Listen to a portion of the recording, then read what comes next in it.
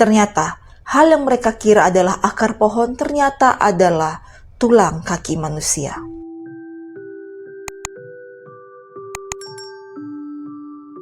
Hai guys, nama aku adalah Joanna, aku adalah storyteller, kasus kriminal, dan misteri. Jika kita berbicara tentang sosok seorang nenek, pasti di pikiran kita adalah seorang nenek yang sangat lemah lembut dan sangat peduli dengan cucunya.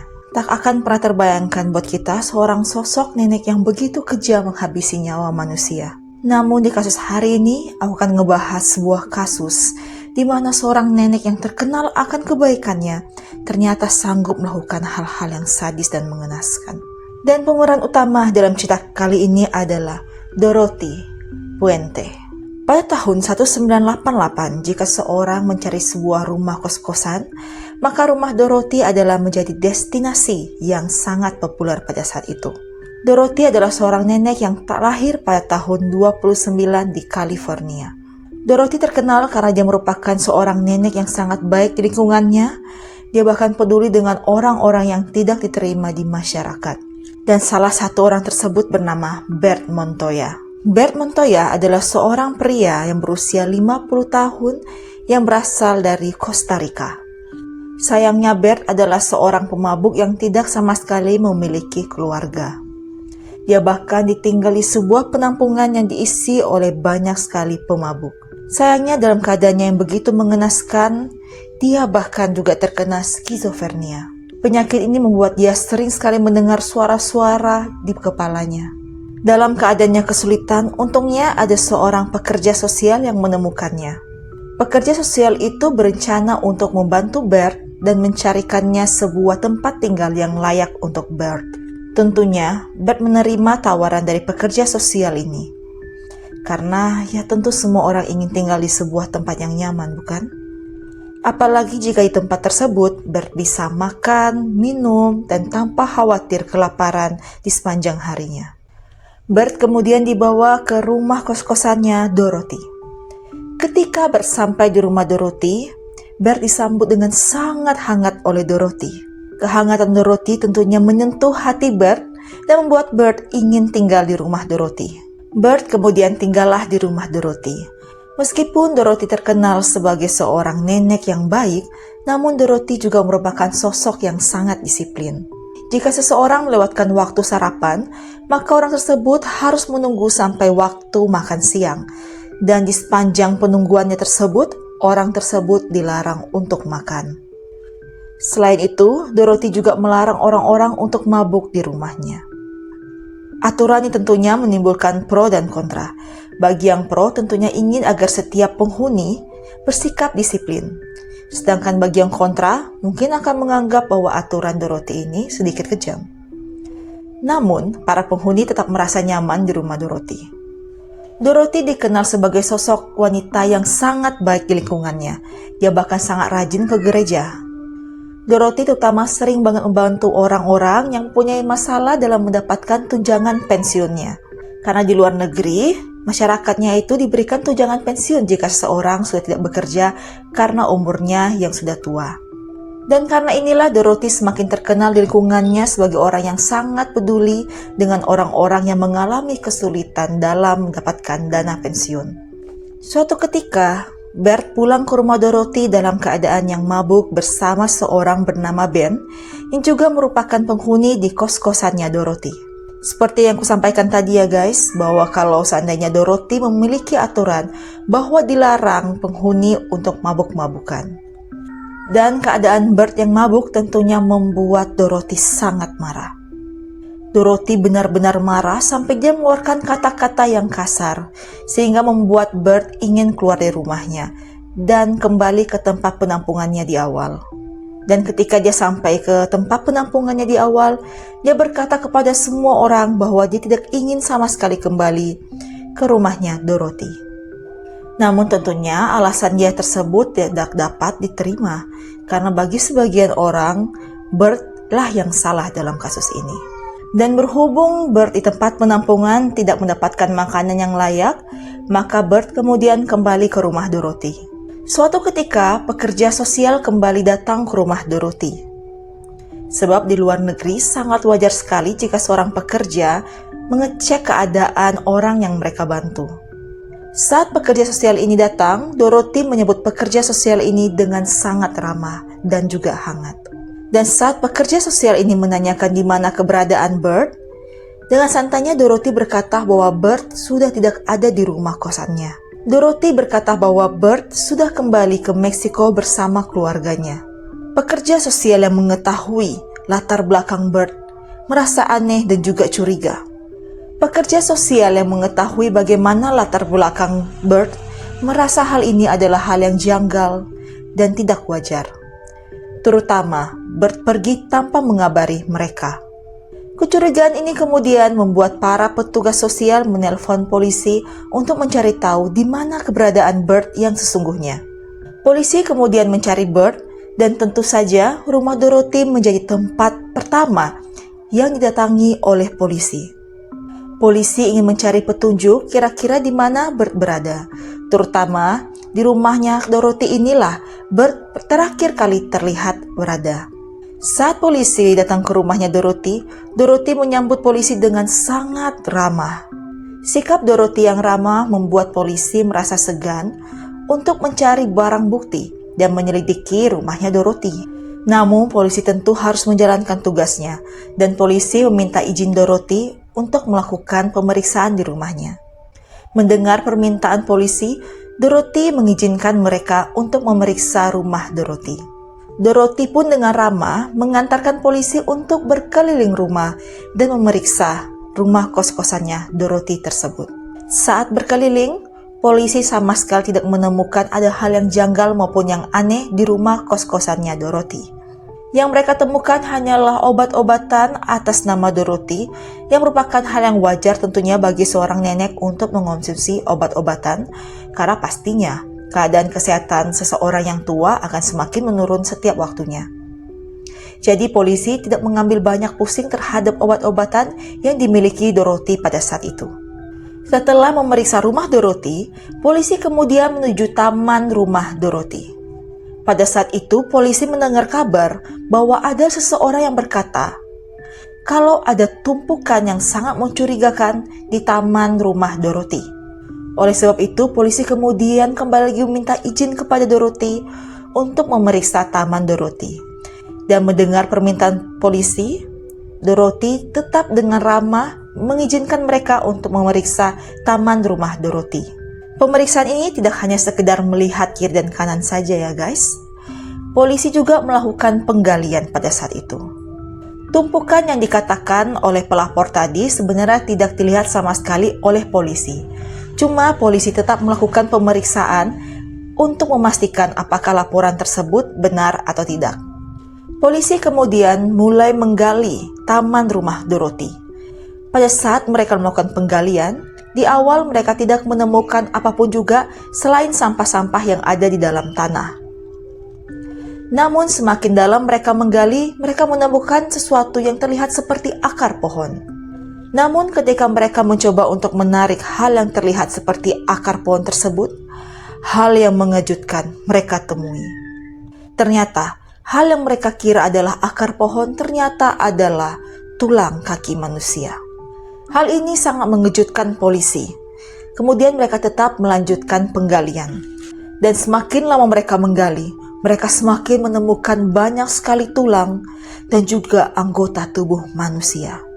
Saat polisi menemukan tulang belulang tersebut, polisi pun bertanya kepada Dorothy, apakah Dorothy mengetahui hal ini?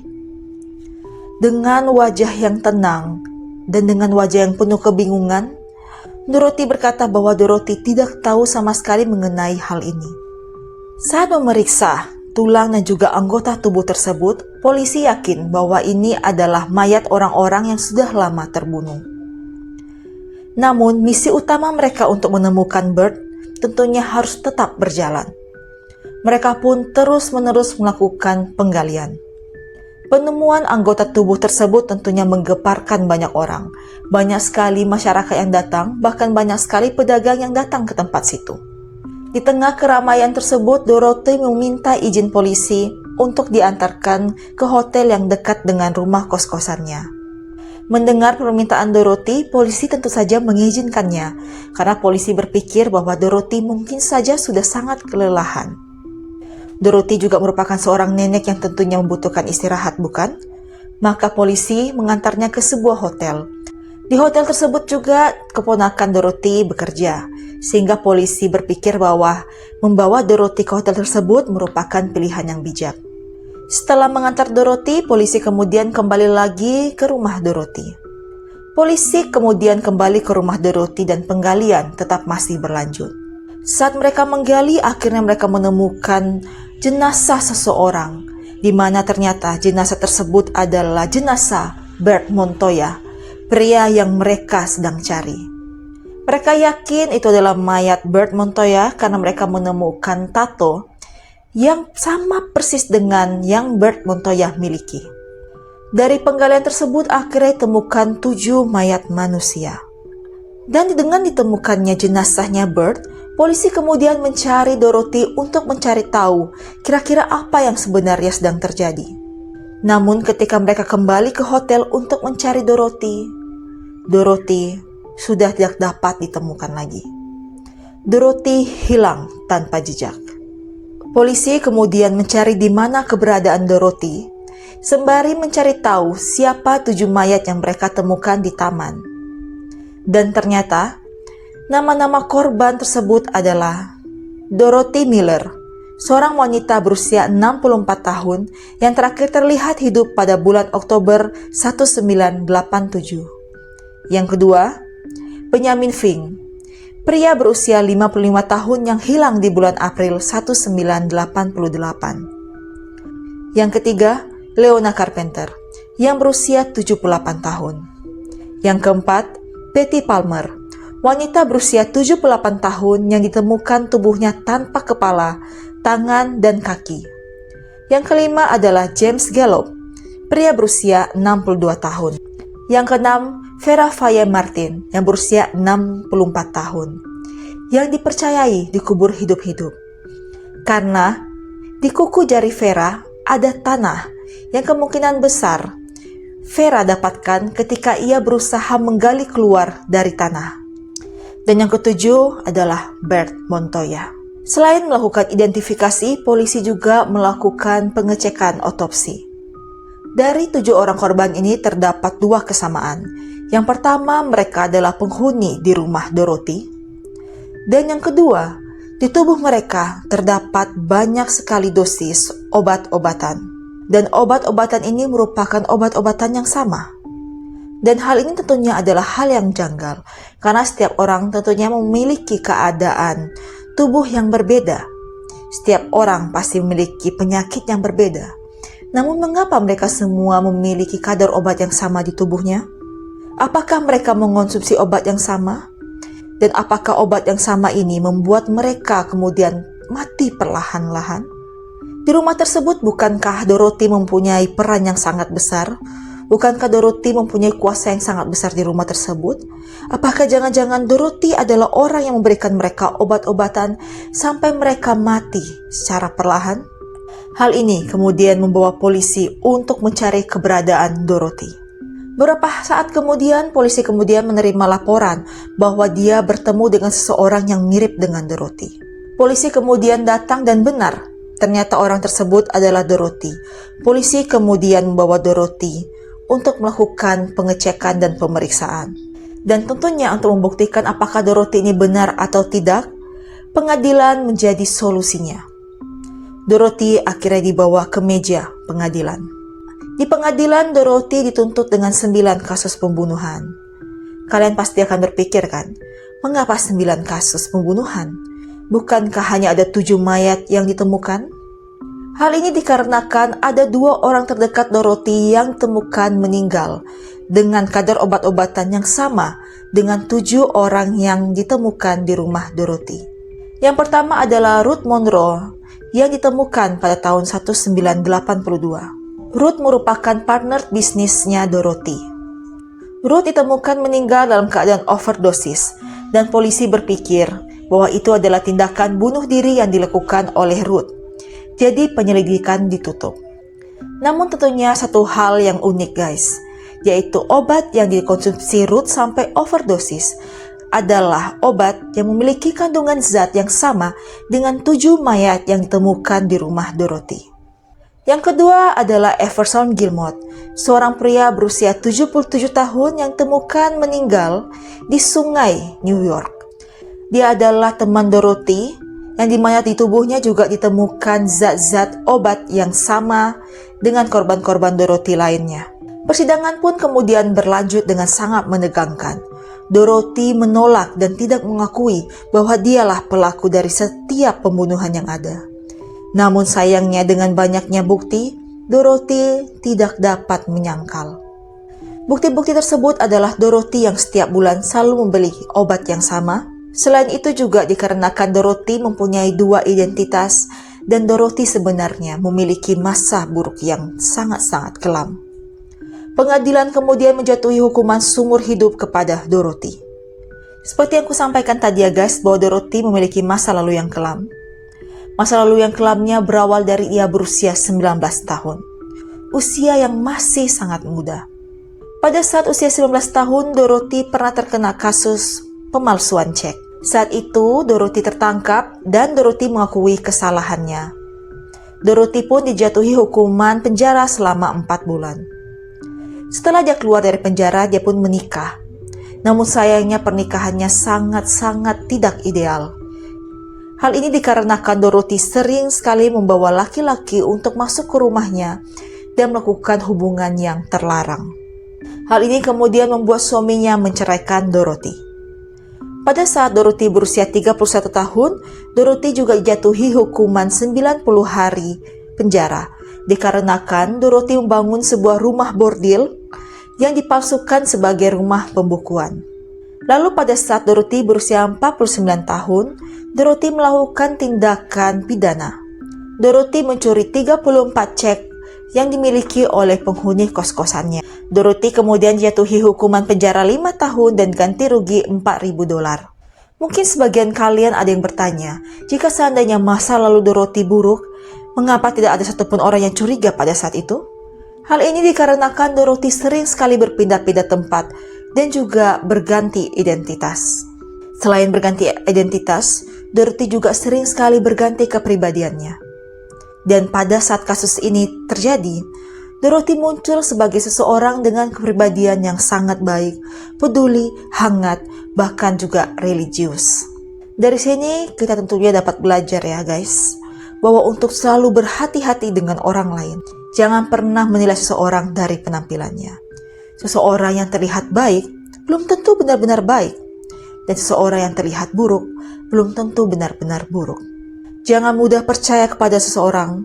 Jangan mudah mengatakan seseorang baik hanya karena dia terlihat baik.